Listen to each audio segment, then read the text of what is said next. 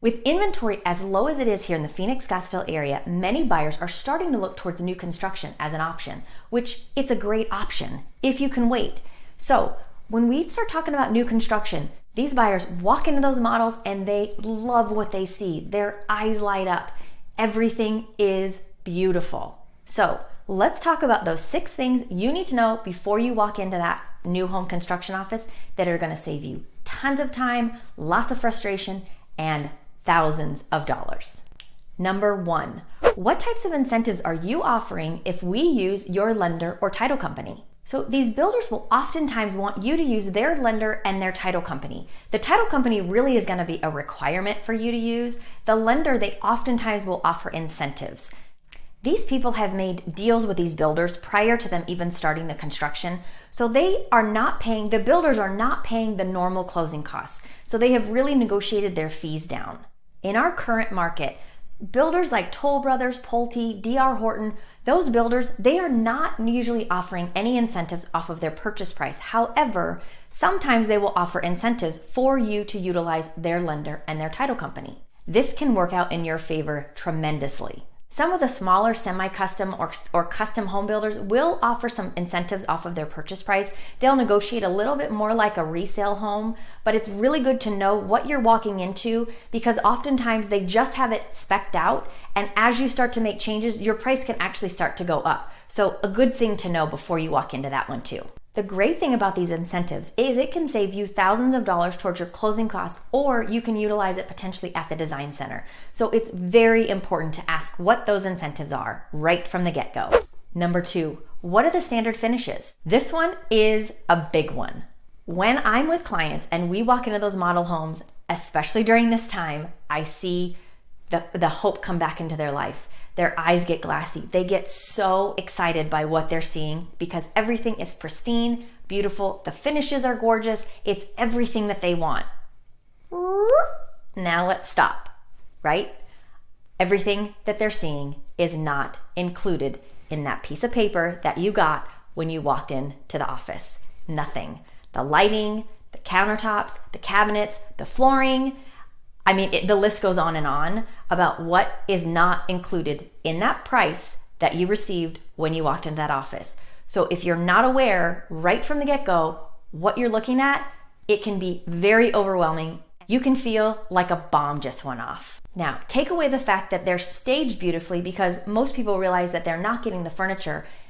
I mean, the finishes that they put in these models are over the top. In fact, I've seen some builders put in finishes that as a buyer, you can't even buy. They won't do them for you. They just did it for the models. So it can be really tricky. Number 3, lot premiums. Lot premiums are an additional price that you need to add into your final price for the lot that you decide to put your home on. The builder comes up with these lot premium prices based on views, lot size, where the lot is located within the community. A lot of different things can come into play, but I rarely have seen a whole community subdivision come out with no lot premiums on any lots. Maybe once in a while I'll see a few lots with 0 lot premium. Right now, I am not seeing any. One of the other things to note about lot premiums is that when the builder starts to release their homes and their lots, they release them in chunks, right? So what you will see is in the beginning of the subdivision, they will release some of the lots that they feel are probably the least desirable. They want to start that momentum, especially right now. So they'll get that momentum. They might release a few of those other little premium lots, but what they do is they strategically release these lots and they strategically release the homes in a fashion such that as they progress in the community, they can raise the price of the home, they can raise the price of the lot premiums. That's just the way it goes. So again, very good to know. Get in early. You will often have built-in equity by the time your home is complete. Get in towards the end and you're likely paying the very, very top of the market for that community as it stands when it's complete. Number 4, what are the HOA fees? You need to ask the question about the HOA fees. And one of the things that you want to ask is how often can they raise those HOA fees? Who is monitoring this? Who's managing the property? Is it professionally managed? You will also get copies of the CC&Rs All of those things, the bylaws that you will want to read over so that you understand what you are responsible for and what the HOA is going to be responsible for. It is critical. Oftentimes people coming from other states look at HOAs and they think, gosh, they are very limiting. They're kind of ridiculous, and sometimes their rules are just frivolous. I don't disagree with that in some areas. However, what HOAs really are meant to do is to help protect the value of everyone's home. And for the most part, that is what I have seen right here in the Phoenix Scottsdale area with our HOAs. Now, if HOAs just sound like they are not for you, don't worry. There are still new construction options. Give me a call. We can talk more about those. Number 5, find out more about the builder. You can do this in a few different ways. You can actually walk the community, find people that have lived in the community, and ask them questions. How was your experience? Anything I need to look out for? What did you find good? What did you find bad? Just really get the lay of the land from somebody that has just experienced it. Great way to find out. Another good way to find out about it is to go to the Consumer Affairs website.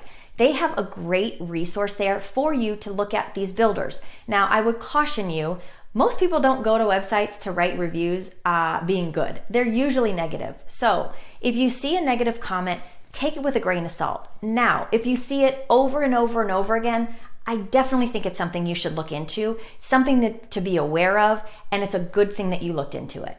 And number 6, my personal favorite, your trusted real estate agent. I know. Buyers really feel they can walk right into these new home sales offices all on their own. I can do it. I can talk to the salesperson and I can get this done. And you can. You absolutely can. However, remember what we talked about before? Their lender, their title company, now their sales agent. Who out of those people are representing you? Nobody. Nobody is there to represent you. And that is why it is very critical for you to have your own representation. Don't worry and think you're going to get a better deal if you don't bring a real estate agent. The builder builds that into their pricing, so they expect to pay it. You don't bring a real estate agent in to represent you, guess what? The builder just made more money. You don't get a better deal. The critical part is that you must bring your real estate agent in the very first time that you go into the sales office. I know. I hear it from my clients all the time. I don't want to bother you. We just wanted to look just to see if it would be a fit for us. And I understand it, and I so appreciate my clients' concern for my time. However, you are not a bother. Take me with you the very first time. I can really help, and I can be your advocate. That's what I'm here for. I worked for a developer for 10 years, and 6 of which I not only sold land, but I sold homes for builders as well. So I have an intimate knowledge of how this works. I have an intimate knowledge of that contract and how the design process works. And I have saved my clients thousands of dollars with this knowledge. Buying a new construction home in the Phoenix Scottsdale area right now is a great option, especially if you've got a little time to wait. And we have got some amazing new communities coming in both the Phoenix and Scottsdale areas.